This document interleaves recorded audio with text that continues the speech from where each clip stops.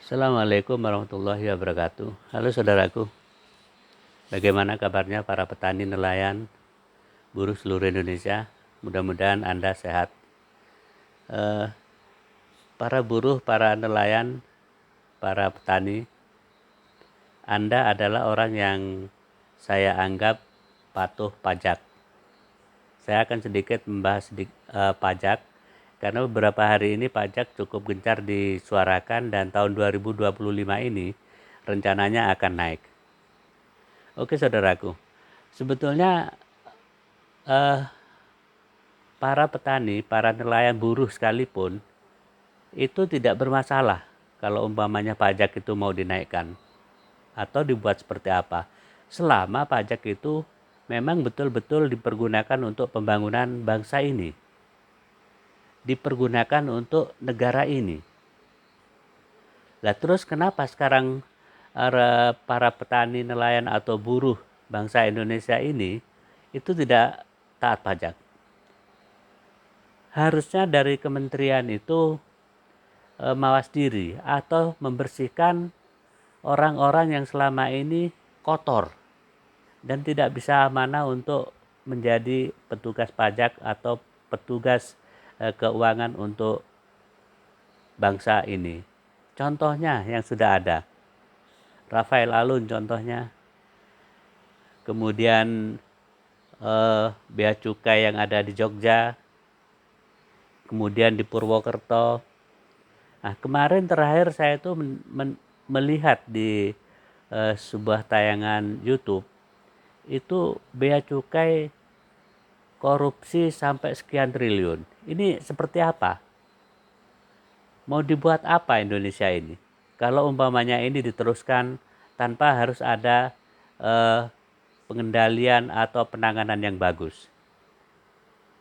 Saya tegaskan lagi bahwa rakyat Indonesia ini itu tidak bermasalah pajak itu mau seperti apa, selama pajak itu memang digunakan untuk pembangunan negara ini.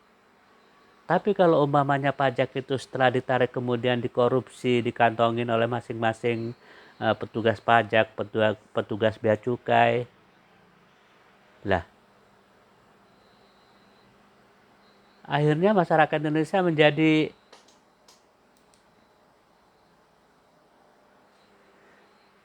sapi perah aja. Jadi bukan menjadikan sesuatu yang bagus akhirnya. Oleh karena itu mungkin untuk Kementerian Keuangan sebaiknya dibersihkan dulu lah para petugas-petugas pajak, petugas-petugas bea cukai. Kalau perlu mereka itu diaudit harta mereka. Atau kalau memang mereka ketahuan koruptor, dipecat saja, dipecat kemudian dimiskinkan dan dihukum berat. Kalau perlu ditembak mati. Itu lebih bagus.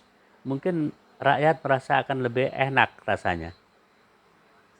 Daripada mereka harus menonton tenis internasional di Bali seperti Gayus Tambunan, kemudian seperti Rafael Alun yang hartanya udah ratusan mil. Aneh juga ya, sekelas mereka punya harta sampai ratusan miliar itu. Aneh memang.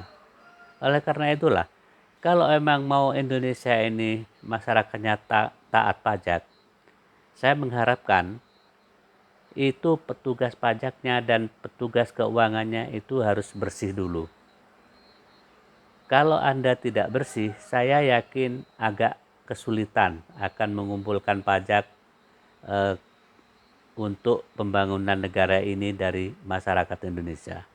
Itu aja pendapat saya. Mudah-mudahan bermanfaat untuk Kementerian Keuangan. Assalamualaikum warahmatullahi wabarakatuh.